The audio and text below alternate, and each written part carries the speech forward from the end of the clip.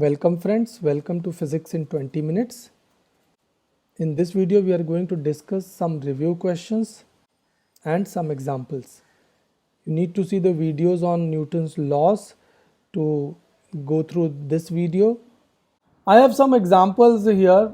So if I have a man hanging on the ceiling, what are the forces acting on the gymnast here? Yes, weight will work in the downward direction and the tension will work in the upward direction. This is my free body diagram for the gymnast. So tension works upward, weight works downward. If the rope has mass, then you can draw a free body diagram for the rope also.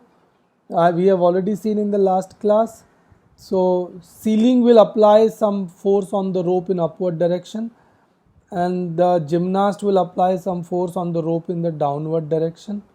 So ceiling, tension due to ceiling on rope is upward, tension due to gymnast on rope downward, weight of the rope is downward. Remember, when you're talking about the rope, you just take the forces on the rope, not on the gymnast. And if you take both of them as a composite body, then there is one force which is working up here from the ceiling. So tension by the ceiling on the rope, and there is a total weight working in the downward direction. So this is the total weight. A block pulled by a string on an inclined plane. I have a block here of mass m which is pulled in this direction by a string. So there is an acceleration. Remember, acceleration is not drawn as along with the forces, it is drawn separately. Acceleration is here, tension works along the string, normal reaction normal to the surface, and weight works downward. So in this case, so the question is, how do we choose our axis here? So remember, in the last class, in the problem solving tips, I had told you that you have to choose your axis in such a way that the maximum number of forces align along the axis. So you can see that T and normal reaction are already perpendicular to each other. So if I choose my axis this way and this way, then these two will align. If you choose a vertical and a horizontal axis, then only one force will align. So a better choice is you choose your y-axis this way and x-axis this way, so that your two forces are aligned. The third force you can just resolve along the two axes.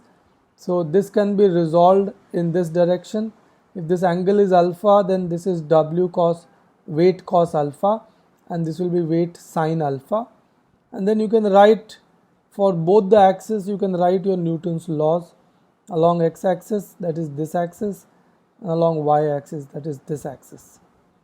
Let me take this example, an elevator descending as it stops. Lift is moving downward, but it is slowing down, so its acceleration is upward.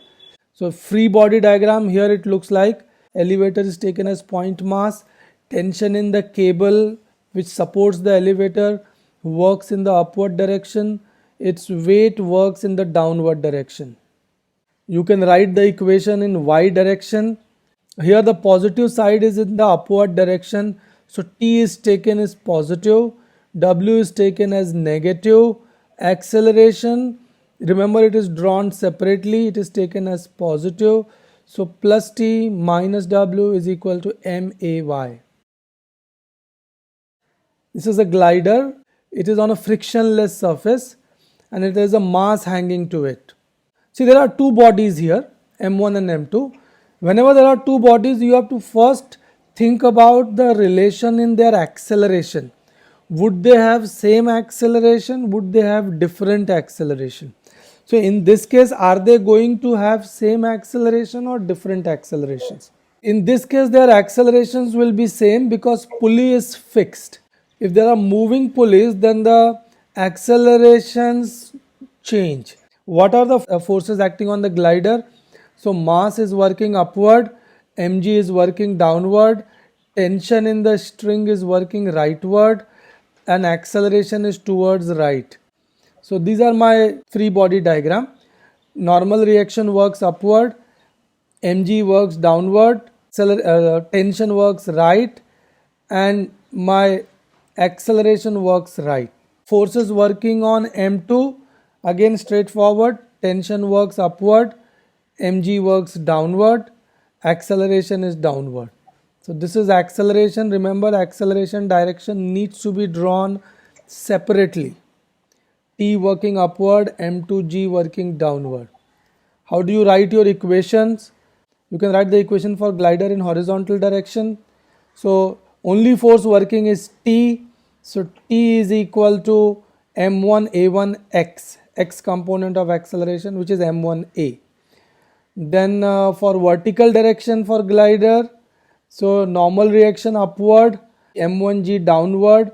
So normal reaction is positive, minus m1g is equal to acceleration is 0 in vertical direction, equal to 0. For the lab weight, we have assumed that positive y direction is downward direction. I repeat, positive y direction is downward direction. So m2g is positive while t is negative, and a2y is positive. So m2g is taken positive, t is taken negative, it is equal to m2a. So it just saves you one step. So sliding is happening without friction. What are the forces working on in this case? Can anyone quickly tell me?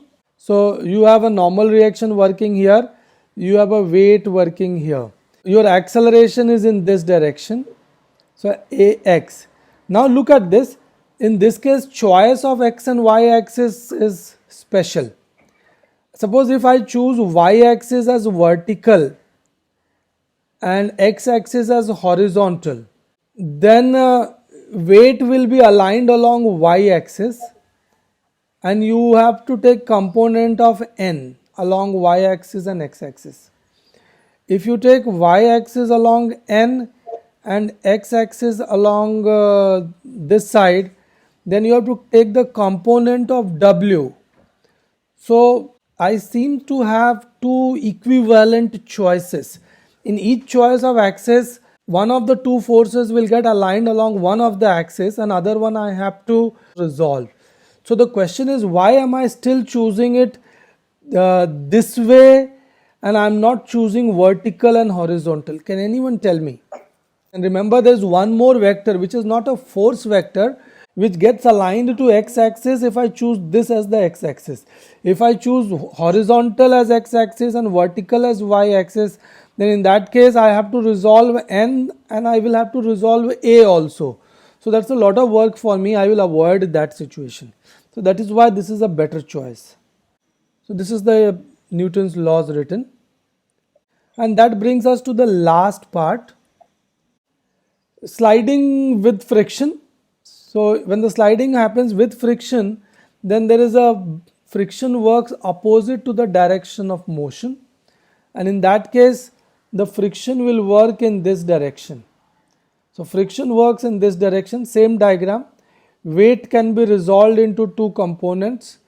If this is alpha, then this is W cos alpha, that balances normal reaction, and this is W sin alpha, and together W sin alpha and friction will decide your acceleration.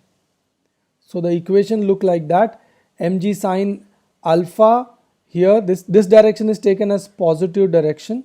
So mg sin alpha minus fk is plus max, while here there is no acceleration along this axis. So n minus mg cos alpha is equal to 0. So we end today's work at this instant.